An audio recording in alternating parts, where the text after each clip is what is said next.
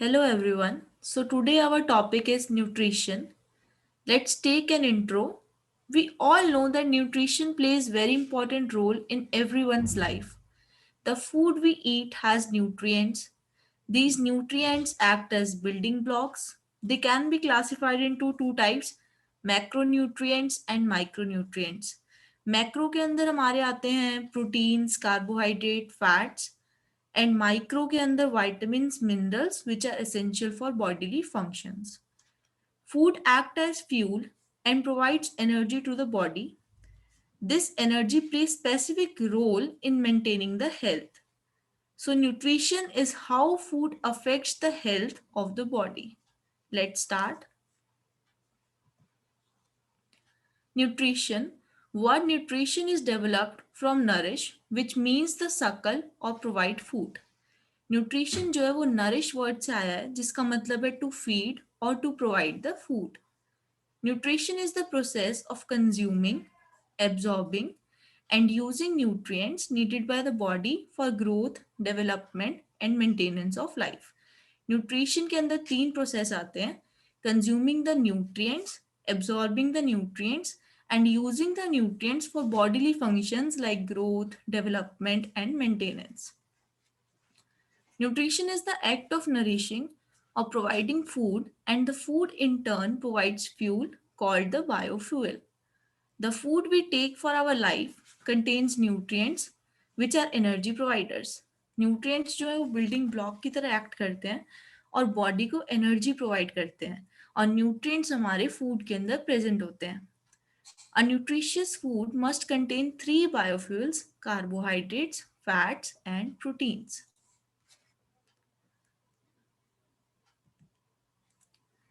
These three biomolecules undergo biological oxidation and provide energy in the form of heat. ये तीन biomolecule carbohydrate, fat और protein biological oxidation करते हैं और body को एनर्जी प्रोवाइड करते हैं in the form of heat along with the production of oxidation products CO2 and H2O. Thus, nutrition may be defined as the subject of study wherein the role of food taken in for the survival and the life activity is considered in detail. Energy of a food is expressed as calories or kilocalories. 1 calorie is the amount of heat required to raise the temperature of 1 gram water by 1 degree Celsius. 1 gram water के temperature को जब 1 degree Celsius बढ़ाते हैं, इस बढ़ाने के लिए जितनी अमाउंट ऑफ हीट चाहिए होती है उसे हम कहते हैं 1 calorie. Thus we have calorific value of nutrients, which is amount of energy obtained by burning 1 gram of food stuff. 1 gram food stuff को बर्न करने के लिए जितनी मिनिमम अमाउंट ऑफ एनर्जी चाहिए होती है उसे हम कहते हैं calorific value. The calorific value is being determined by bomb calorimeter. Bomb calorimeter एक ऐसा डिवाइस होता है जिससे मेजर करते हैं हीट ऑफ पर्टिकुलर रिएक्शन और we can say it is used to measure calorific value of food samples. Like we can see in this diagram, ये एक पूरी वेसल है जिसके अंदर फूड का सैंपल है, ऑक्सीजन है, बाहर वाटर है जिसके अंदर ये इमर्स्ड है और साइड में थर्मोमीटर है जिसमें हम हीट कैलकुलेट करते हैं कितना टेम्परेचर है. ठीक है, ये डिवाइस यूज करा जाता है कैलोरीफिक वैल्यू को कैलकुलेट करने के लिए फूड सैंपल्स की, वेदर सॉलिड और liquid. So what are the calorific values for carbohydrate, fats, proteins? Carbohydrate has a calorific value of 4 calorie per gram. Fat has 9 calorie per gram and protein has 4 calorie per gram. Proteins और carbohydrates की calorific value same होती है, that is 4 calorie per gram. Note that the food we eat is a mixture of all three biofuels. जो हम खाना खाते हैं हम मिक्स डाइट लेते हैं जिसके अंदर कार्बोहाइड्रेट, फैट्स, प्रोटीन तीनों प्रेजेंट होते हैं and it's calorific value is given by the formula. इस फॉर्मूला को यूज करके हम कैलोरीफिक वैल्यू कैलकुलेट कर सकते हैं. Calorific value is equal to 4. C plus P is carbohydrate plus proteins in grams plus 9 into fats in grams is equal to X, whatever will come here, calorie per gram.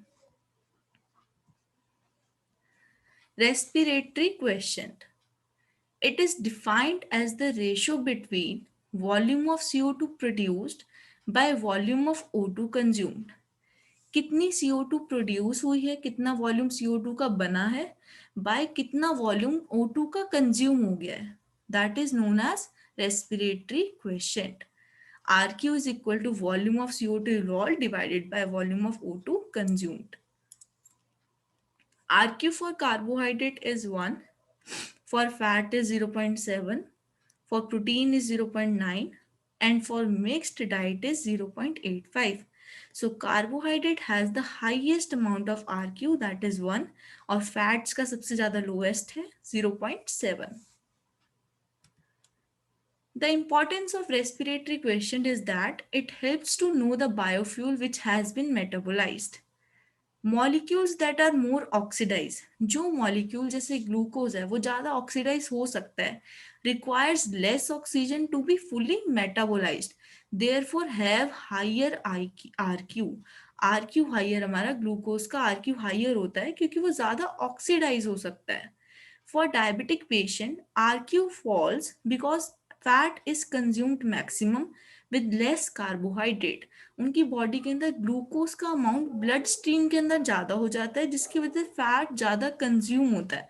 तो diabetic patient का RQ जो होता है fall हो जाता है. The reason for high RQ for carbohydrate that has maximum O2 content in it, whereas fat have less O2. So carbohydrate के पास maximum O2 content होता है लेकिन फैट के पास लेस O2 कंटेंट होता है. So what is why we need energy, where the energy is utilized? So utilization of energy, man consume energy to meet the fuel demands of the three ongoing process in the body. जो खाना खाते हैं उससे energy बनती है, वो energy in तीन processes के लिए यूज करी जाती है. पहला है specific dynamic action, second is basal metabolic rate, third is physical activity. Beside the above three, additional energy supply is needed during growth, pregnancy and lactation. Growth, pregnancy, lactation के अंदर additional energy चाहिए होती है, extra energy चाहिए होती है body को. So what is specific dynamic action? It is defined as the extra amount of heat that is produced over and above the calculated calorific value. एक फूड सप्लीमेंट की अपनी एक कैलोरीफिक वैल्यू होती है जो बॉडी के अंदर कंज्यूम करने के बाद एनर्जी मिलती है, लेकिन अगर उसके एनर्जी के ऊपर कुछ एक्स्ट्रा अमाउंट ऑफ एनर्जी या हीट प्रोड्यूस होती है उसे हम कहते हैं specific dynamic action. It is defined as the extra amount of heat that is produced over and above the calculated calorific value of food when burnt inside the body. It is also known as calorigenic, calorigenic और thermogenic action of food. कि food कैसे body को calories provide कर रहा है fuel के द्वारा और कैसे बॉडी के अंदर हीट प्रोड्यूस हो रही है फूड से. For example, say 25 gram of protein is ingested and burned, that means 100 calories formed in the system because protein की calorific value होती है 4. तो 25 into 4 is 100. 100 calories बननी चाहिए थे सिस्टम के अंदर. The heat must be 100 calories but experiment shows 130 calories. 100 होनी चाहिए थी but 130 calories बन रही हैं. क्यों? जो ये 30%, 30 जो कैलोरीज है वो एक्स्ट्रा कैलोरी है जिसे हम कहते हैं SDA, specific dynamic action.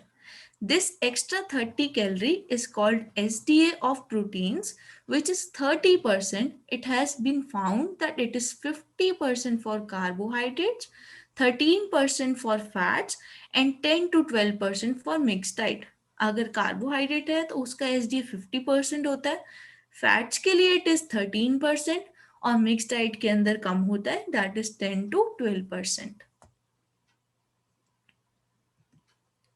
The energy requirement in food should include, energy जो फूड प्रोवाइड करेगा उसको क्या क्या होना चाहिए उसके अंदर कि इतनी एनर्जी हो कि बॉडी के अंदर BMR, basal metabolic rate maintain हो सके. Energy for maintaining basal metabolic rate, value of SDA called thermogenic effect, इतनी अमाउंट ऑफ एनर्जी जिससे कि थर्मोजेनिक इफेक्ट आ सके, बॉडी के अंदर हीट प्रोड्यूस हो सके। Extra energy for physical activities, कुछ एक्स्ट्रा अमाउंट ऑफ एनर्जी भी फॉर्म हो जिससे अदर फिजिकल एक्टिविटीज परफॉर्म कर सके body. Mechanism of SDA. The exact cause of SDA is not known. अभी एग्जैक्ट कॉज एसडीए का नहीं पता है कि वो एक्स्ट्रा अमाउंट ऑफ एनर्जी बनती क्यों है, वो किस चीज के लिए यूज करेगी, but it is generally believed that SDA of food is due to the energy required for digestion, absorption, transport, metabolism and storage of food in the body. जो एक्स्ट्रा अमाउंट फॉर्म हुआ है वो हमारा digestion के लिए, absorption के लिए, transport, metabolism and storage of foods in the body. Protein possess highest SDA while carbohydrates have the lowest. Protein जो है ज्यादा एनर्जी प्रोवाइड करते हैं एक्स्ट्रा, while कार्बोहाइड्रेट्स कम प्रोवाइड करते हैं। Next topic is BMR, basal metabolic rate. Basal metabolic rate is the rate at which the body uses the energy while at rest to maintain vital functions of the body. In our lives, we lead an active life for more than 16 hours a day and sleep for about 8 hours. The food we consume is utilized to produce energy. 16 hours mostly active work होता है और 8 घंटे की sleep. जो भी खाना खाते हैं वो क्या प्रोवाइड करता है हमें, energy. During our activities and by the time the day ends the entire calorific value is almost utilized. जब डे का एंड होने वाला होता है, जितना भी हमने खाना खाया उससे हमें कैलोरीफिक वैल्यू मिली वो ऑलमोस्ट यूटिलाइज हो चुकी होती है। And hence there is a need for taking dinner, इसलिए हमें डिनर की जरूरत होती है। In dinner also the nutrient diet is to be provided. Since energy is required at the time of going to bed, in our body, almost all organs function even during sleep, particularly the most important brain, heart, kidney, lung, etc.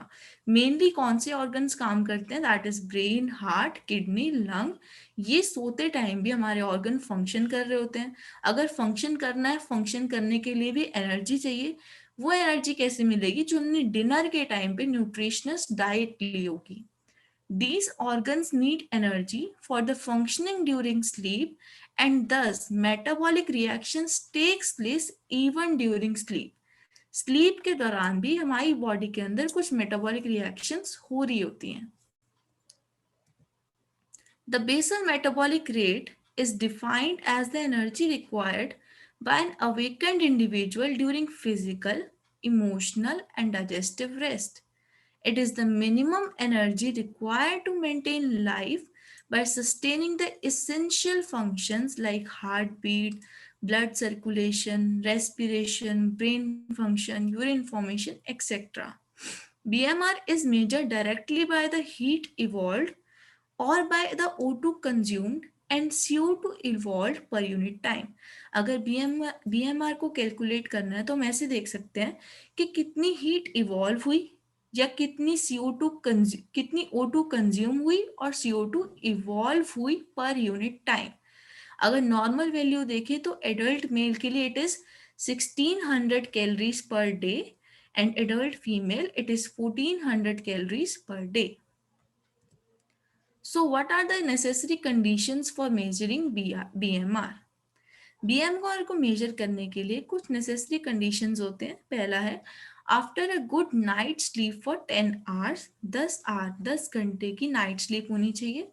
Measurement should be done when the patient is in post absorptive stage. खाना खाने के बाद जब post absorptive stage होती है उस time पर BMR calculate करना चाहिए। Person should be physically relaxed, physically वो रिलैक्स्ड होना चाहिए। ही और she should be awake 1 hour before going to bed. We should have prescribed diet at dinner prescribed by the nutritionist. जो न्यूट्रिशनिस्ट ने diet prescribe करी होती है वो 1 घंटा सोने से पहले खाई हुई होनी चाहिए।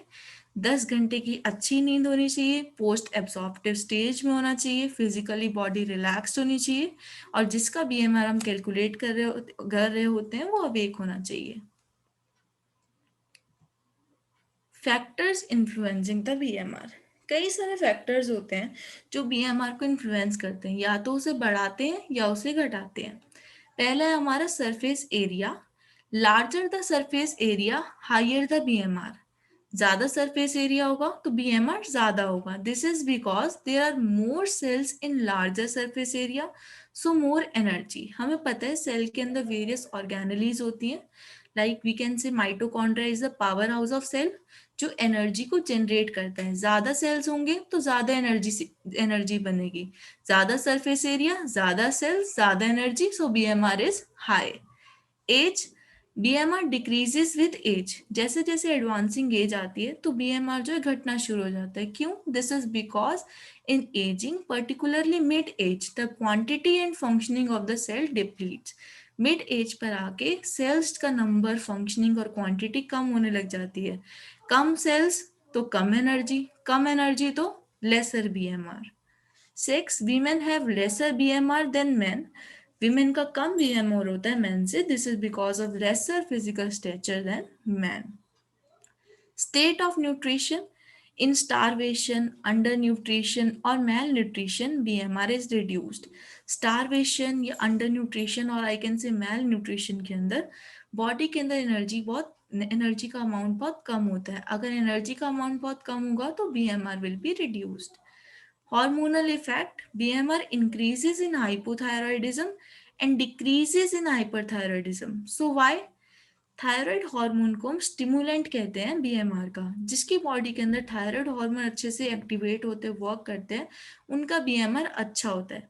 अगर मैं कह रही हूँ हाइपोथायरॉयडिज्म, हाइपोथायरॉयडिज्म मीन्स कि थायराइड हार्मोन ढंग से सिक्रीट नहीं हो रहे हैं और कम लेवल्स में सिक्रीट हो रहे हैं, तो उनके अंदर बीएमआर जो है कम हो जाएगा। सॉरी, उनके अंदर बीएमआर जो है बढ़ जाएगा। BMR increases in hypothyroidism and decreases in hyperthyroidism. Environment, in cold climates the BMR is higher compared to warmer climates. Fever causes an increase in BMR.